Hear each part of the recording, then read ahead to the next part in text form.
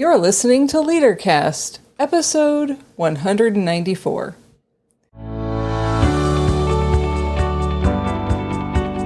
Welcome to LeaderCast, Transforming Missions podcast with Tim and Sara Thomas, providing you with insights and resources you need to lead a movement of Jesus followers.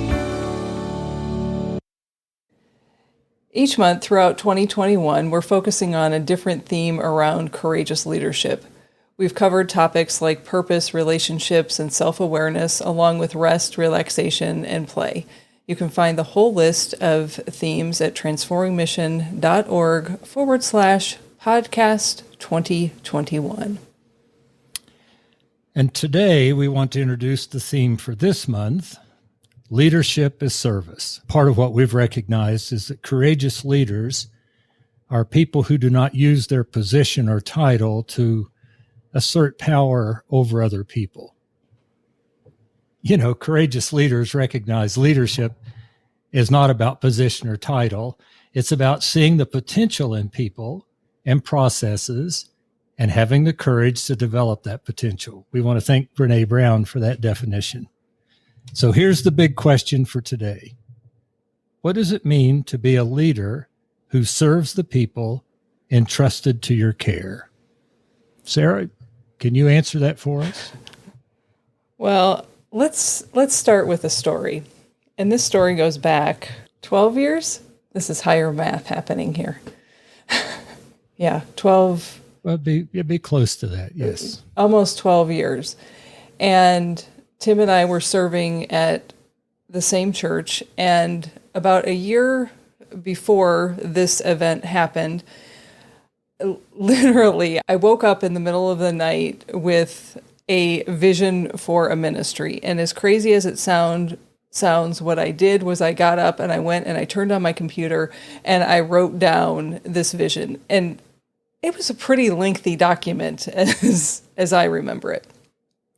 And there were a couple of people that I shared it with immediately, and they had positive responses to it, but didn't have any real ability to make this vision a reality. And the people that I had shared it with up until that point that did have the ability to offer something to make it a reality had all said things like, "That's too much work. There's no way that we can make that happen. It's going to cost too much money." You know, the usual things that we say in the life of the church when we don't want to do things. Instead of just saying, "I don't want to do this." Tim had come on board as the lead pastor, and I had handed him a document. I'm being a bit dramatic. This isn't exactly how it happened, but on his way out of town, as a last-ditch effort of, let's see if this goes anywhere. I guess I just had a bad night, and this really wasn't anything. But it had been a year, and so it was something that continued to come back to me and come back to me and come back to me. And so it felt important. I didn't know why it felt important. I just knew that there was something that had been given to me that I felt compelled to make happen. And so I handed Tim this document, honestly, not expecting ever to have a conversation about it, knowing he was heading out of town. And instead what happened was, as I got it, and Tim, you can fill this in, you called me from a pier in New Orleans when you were attending a Global Ministries board meeting. And that was the first time that I ever remember you asking me the question that I have heard you ask me and other people over and over and over again. Now, what do you need to add to that story? And then I want you to answer, what was the question? Well, all I remember was that when I called, I remember calling, and I called because I was checking in. I mean, I'm the lead pastor and I'm not there, number one. So I'm calling the person that I trust, number two. So I'm just calling to check in. And I think at that point I said, "Well, I read over what you gave me." And we had a conversation. I said, "Tell me more." I think is probably what I asked. Tell me more about it. You told me, you gave a fresh look at what I'd read. And I think the question that I asked is, what do you need from me to do what you need to do? Yeah, and what what I remember responding was $25,000. And I think I said, well, let's see what we can do about that. Had I known at that moment, I probably should have asked for more, but that was really what I needed in the moment. And as an example, what ended up happening with that was probably about this time of year, wasn't it, Tim, or later in the year? And that following summer, we launched a ministry inviting people to come from all over the country to serve in the city, introducing them to relational ministry and what it means to follow Jesus and serve people in the midst of their journey of faith. And so it did end up happening. And for multiple years. Right. And I don't know. A remnant of it's still happening. Right. It is still going on. And I don't know if Tim hadn't asked that question, you say it in several different ways. What do you need from me to get this done? To do what you need to do. Yep. I don't know that the conversation would have gone any farther. And so, Tim, maybe you can share with us, what is that question about for you? Sarah, I wish I could say that that's an all planned out thought process that I've had for years, but it's not. What I've learned is that there are several things, and it's just based on some assumptions I have. One of them is God speaks to other people besides me. So God may be speaking to, let's use you as an example, God may be speaking to you. So I should be listening. So when I hear this, and then the other thing is that one of the great gifts I get that I've received over the years is that when I get to be in the midst of something that God might be doing, I get to be a part of something that I would not have been a part of otherwise. So those are two things that I'm thinking about, that I've learned that I was thinking about. I don't know that I started there. Where I do start is that I've learned that when the people who surround me, who are there partially because I want them to be, I think, is that I trust them. So that when somebody comes to me with an idea, I'm willing to say, well, what do you need to do to get that done? I've also learned I did this as a lead pastor, but I've also done it with pastors as a superintendent. I ask that question every time I meet with somebody. What do you need from me? How can I help you? That's the question, because it's not about me. It's about helping people become who God created them to be, whether it's their potential as a person, a potential of some kind of project, and how do we bring the best out and to have that happen. That's really what's behind that. Now, the real crass way of saying that is, if you don't ever try something, it never works. So if you don't take the chance, it may not work, but there's also the chance that it will work and the world changes. That's another part that I think about. So you got more than you wanted there, but that's... So relate the question to the theme that we're talking about this month. And I think you pointed to it. I just want you to say it directly. How does that question point to the theme we're talking about today in terms of leadership as service? Sarah, I know that you're looking for something specific, but for me, it's not about me. I'm not the expert. I'm always looking for ways that God can work through me, but I'm also looking for ways God works through somebody else. So the best way I can serve others is finding where God's at work in their lives and helping make that connection. So that's part of what I'm thinking. You said it, and you said it multiple times before I even asked the question. I just wanted you to say it in connection with that question of, it's not about me. that approach, when we think about leadership as service, when you come with that understanding, it creates a whole different tone and conversation versus recognizing, who is it about, Tim? Well, it's about the living God we know in Jesus Christ, and how we are related to that together. You just had something. I've got a little image here, since it's not about me. How can I help the very seed of faith and this vision grow in someone else? If it's not mine, how do I help somebody do this? I'm thinking about, if I plant some seeds, I don't have any control over those, whether those seeds grow or not. If I put them in the ground, I have no control. I don't have any control over whether they grow or not. I can stand over them and I can say, and I can try to micromanage them. Let me do it this way. I can try to micromanage them and say, I want you to grow in this spot. I want you to grow this way. This is the way we have this planned. And you're going to be this big when you finally bear fruit. Any kind of plant that I would do that, if God speaks through the plant, says, yeah, just watch me. I'm going to do what I want to do. Now, I can toil the soil. I can water the plants. I can make sure that they get the right kind of sunlight, whatever, and they'll grow. And what they'll produce isn't anything I have any control over, but I get to enjoy the fruit.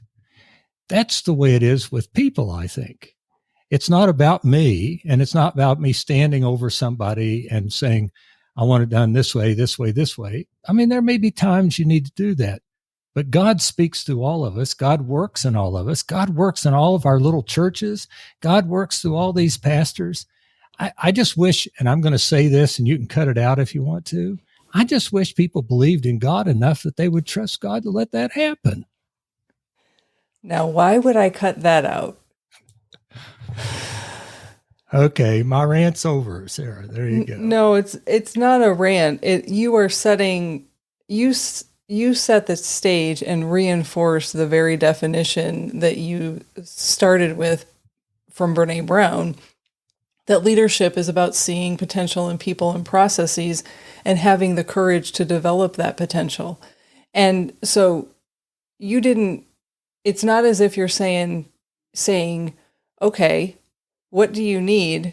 And then running the other direction and not a part of it. You try to help people develop what is happening. And sometimes, in my first example, it's by helping define the $25,000 to make something happen.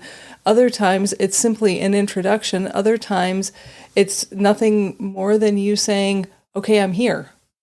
When you're ready to have the next step of the conversation, let me know what you need. So with what you've just said, I'm interested in, what is the question that when I say, what do I need to do for you so you can do what you need to do? What does that mean to you? Gosh, several things. And I think I alluded to a couple of them, but let me say this first.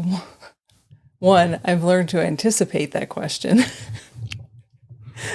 And if you had some bad sausage for breakfast and don't ask that question, I've learned to name, here's what I need from you in this.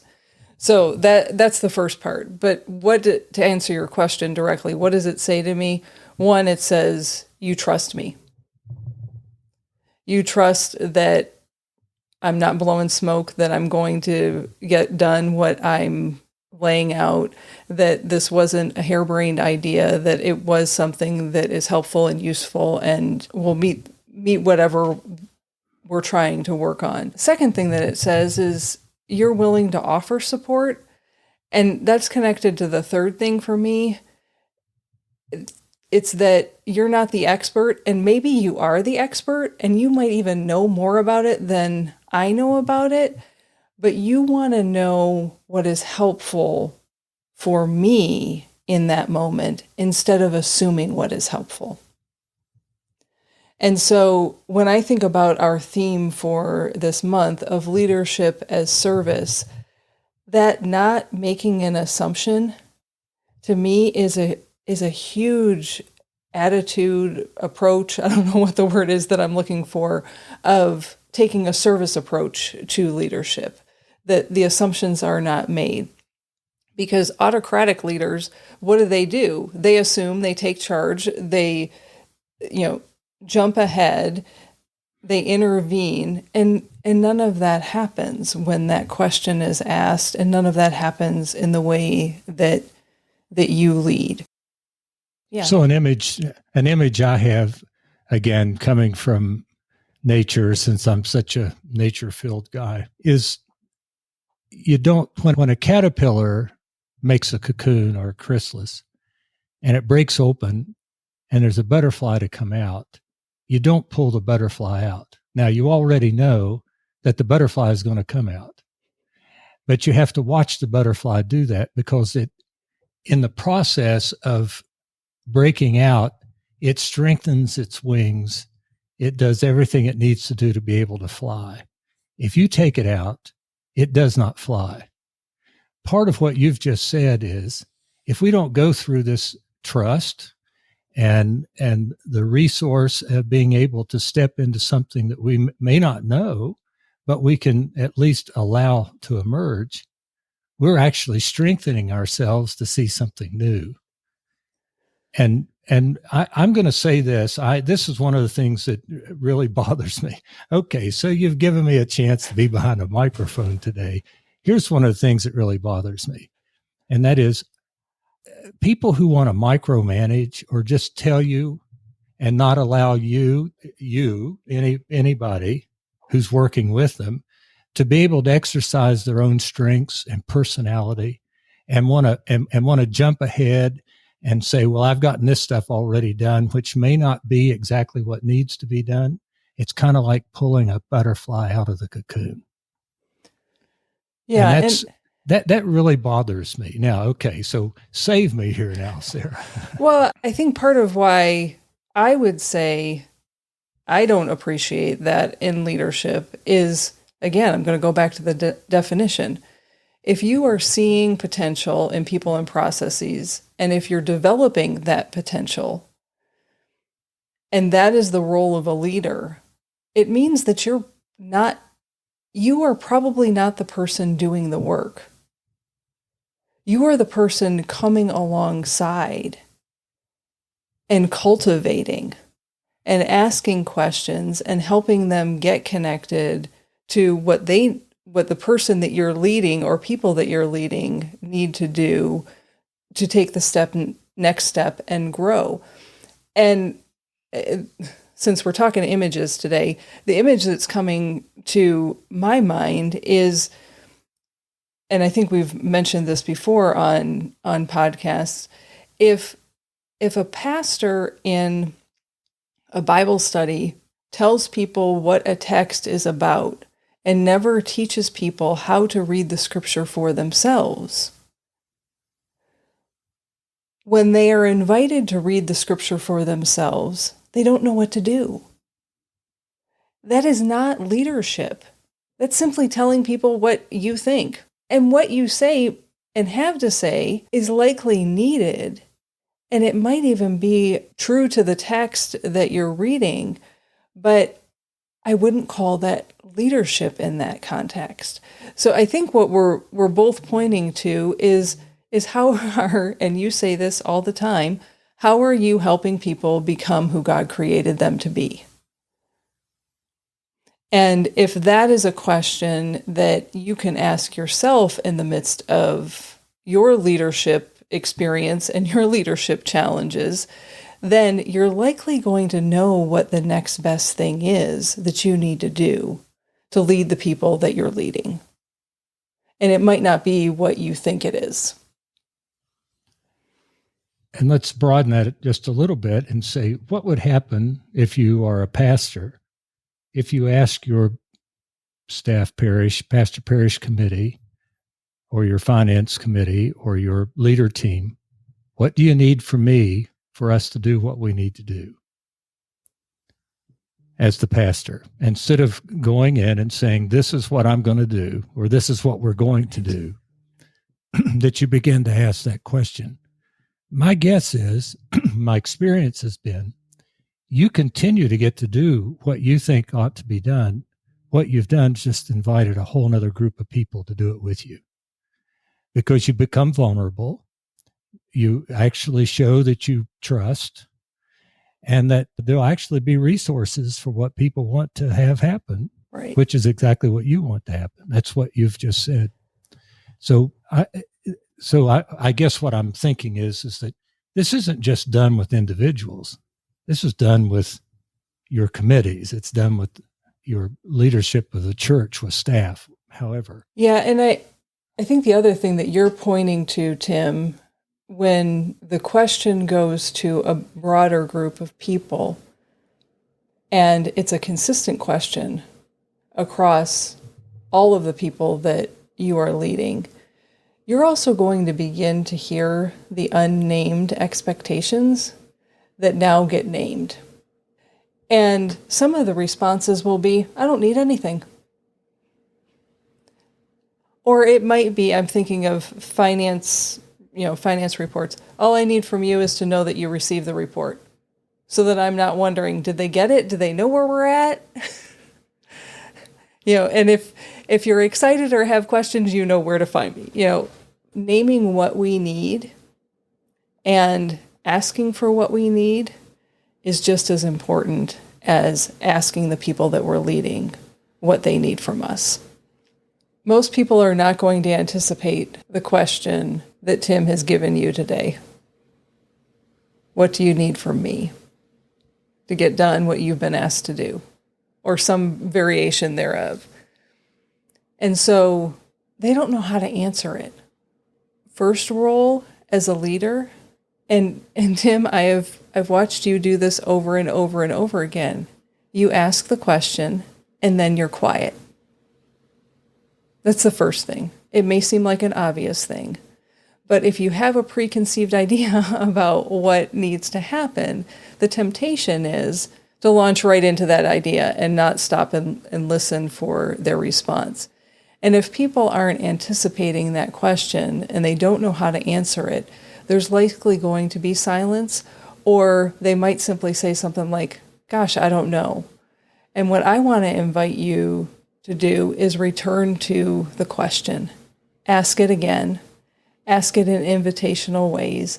Continue asking it until people are able to respond. Because you just might surprise people with that question, and they might be so surprised that they just don't know how to answer in that moment. But there really is something that they need from you. They just need a moment to formulate what it is that they need. I like what you're saying, and I want to go back to something that we've said over and over. It's not our words, it's really Brene Brown. But I learned that maybe that's what I was doing. Not that I need to have, that I'm trying to butt in on what Brene Brown said, but really what we get to do is to discover the potential of people and then help them live that out. And it's the potential of individuals. It may be the potential of groups. It may be the potential of a whole process or a system.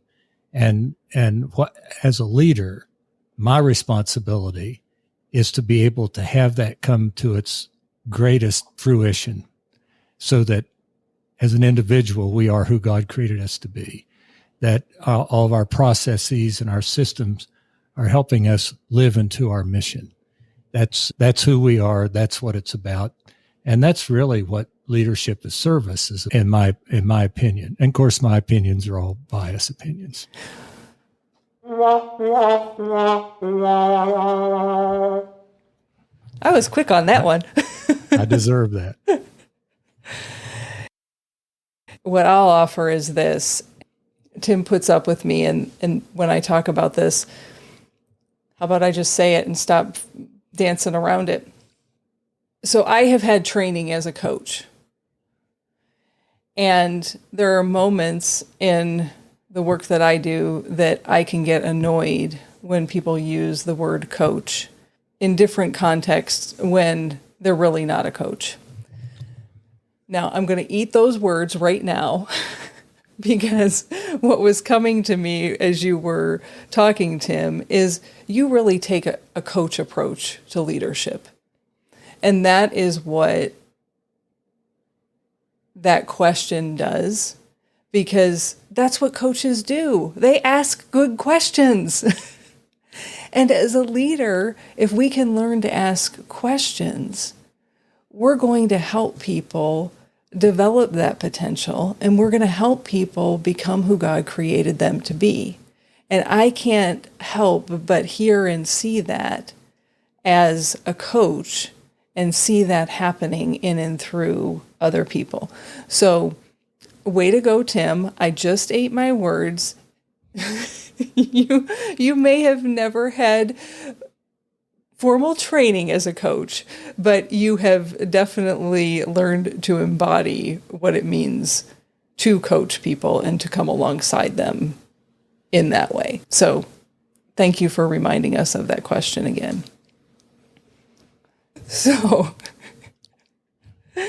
here are your write it down, talk it out questions for this episode. Here's the first question. What questions do you ask as a leader?